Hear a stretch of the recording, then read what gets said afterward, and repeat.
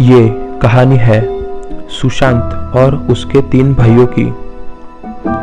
आज 6 महीने बाद सुशांत और उसके 3 भाई अपने घर जा रहे थे।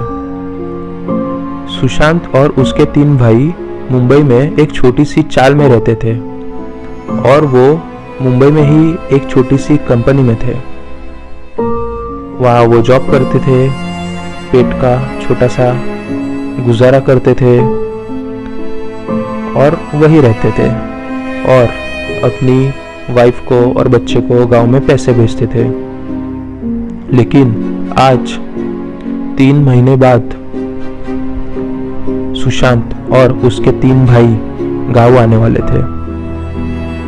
मुंबई से रात को 11 बजे गाड़ी निकलने वाली थी, ट्रेन, और रात को 2 बजे अपने गांव पहुंचाने वाली थी। ये लोग ने सामान वगैरह पैक किया, अपने बच्चों के लिए मिठाइयाँ ली और ट्रेन में बैठ के अपने गांव के लिए निकल पड़े। ट्रेन अपने टाइम के हिसाब से रात को 2 बजे गांव पहुंची। रात के 2 बजने के कारण वहाँ पे रिक्शा, बस, टैक्सी वगैरह कुछ भी सर्विसेज नहीं थी।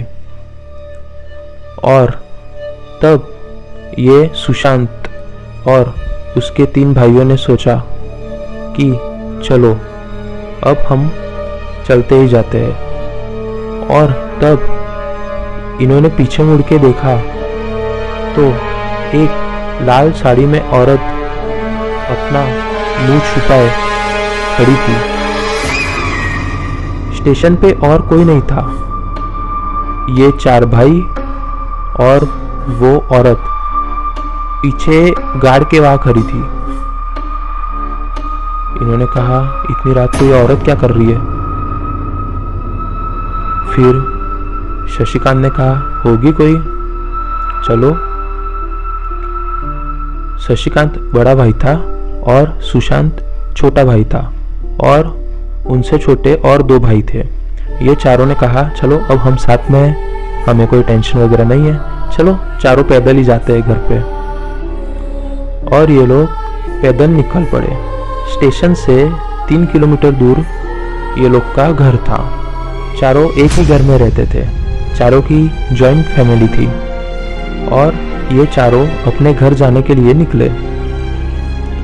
ये चारों जब अपने घर जाने के लिए निकले तब इन्होंने देखा कि वो जो औरत ट्रेन के वहाँ खड़ी थी, गार्ड के पास, गार्ड के कोच के पास, वही औरत रेलवे स्टेशन के गेट पर खड़ी थी।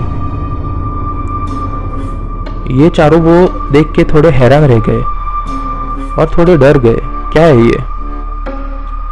लेकिन फिर चारों ने इग्नोर किया। आ गई होगी पीछे से रास्ते के वगैरह, ठीक है चलो निकलो आगे, लेट हो रहा है बहुत। और ये चारों वापिस आगे निकल पड़े।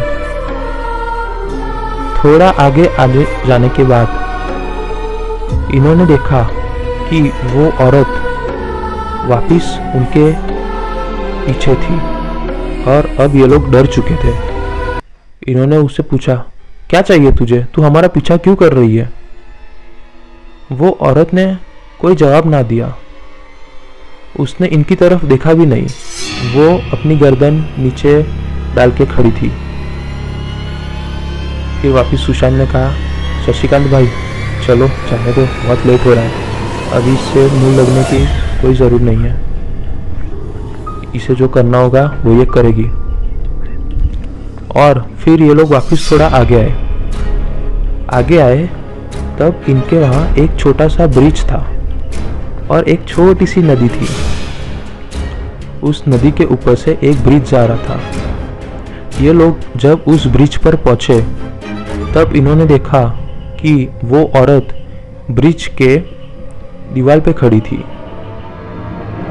ब्रिज के जो सपोर्ट की दीवार होती है ना, वहाँ पर वो औरत खड़ी थी और अब वो वापिस मुंह नीचे डाले खड़ी थी और इनके तरफ हाथ कर रही थी।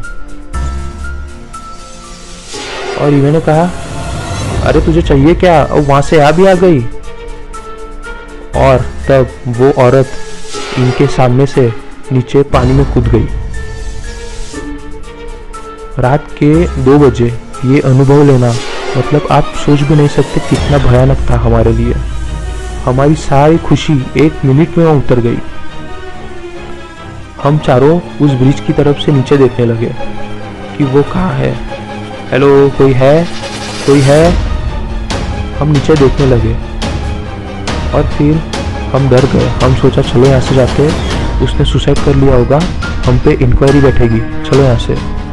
और तब वो आगे निकले और तब उन्होंने पीछे मुड़ के देखा सुशांत ने, तो वो औरत उनके पीछे खड़ी थी और सुशांत के दूसरे 3 भाइयों ने भी पीछे मुड़ के देखा, उन्हें भी वो औरत दिखी और अब वो पूरी तरह से डर चुके थे। उन्हें समझ नहीं आ रहा था कि वो औरत हमारा पीछा क्यों कर रही है। और अब इन्होंने कहा चलो अब भागो यहाँ से, वरना अब हमारे बचने के कोई चांस नहीं है। और ये चारों भाई वहाँ से भागने लगे। थोड़ा आगे आ जाने के बाद उन्होंने पीछे मुड़ के देखा तो वो औरत ने उनका पीछा छोड़ दिया था। लेकिन जब सुशांत ने सामने देखा तो वो औरत अब इनके सामने खड़ी थी और उसकी गर्दन टेढ़ी हुई पड़ी थी, जैसे कि किसने गला दबाया हो और गर्दन तोड़ दी हो। उस तरह से वो औरत उनके सामने खड़ी थी और ये वो देख के बहुत डर गए थे। अब उनके पास कोई चारा नहीं दिख रहा था। अब वो चारों भाइयों ने कहा चलो यहाँ से भागो भागो। और तब भागते वक्त सुशांत की हाथ की मिठाई जो उन्होंने अपने बच्चे के लिए ली थी, वो मिठाई वही रह गई, गिर गई भागते वक्त।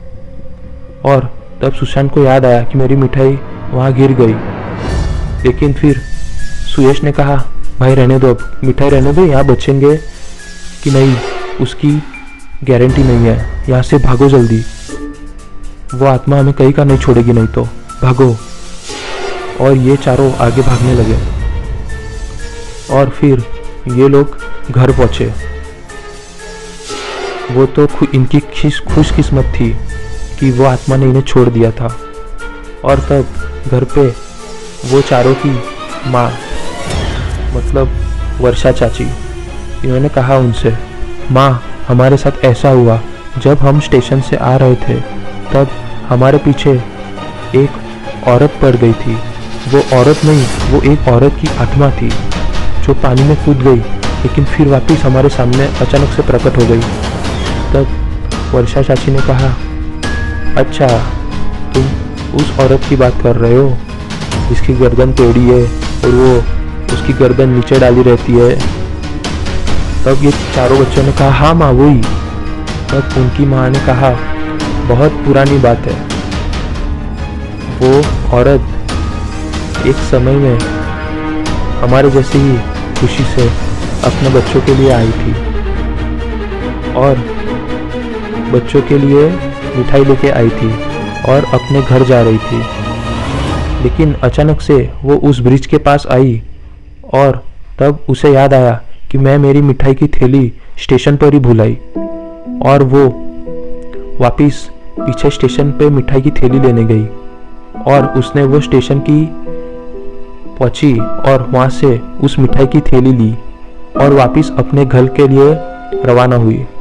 घर जाते समय ब्रिज के पास कुछ बदमाशों ने उस पर हमला कर दिया।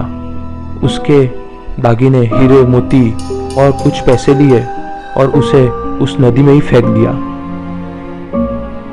और उसकी वहाँ ही जान चली गई। और तब से वो औरत वही घूमती है। वो सब उस मिठाई की थैली की वजह से हुआ था। इसलिए जो भी उस रोड से रात को मिठाई की थैली लाता है उसके साथ कुछ ना कुछ अनहोनी होती है और वो थैली वही गायब हो जाती है।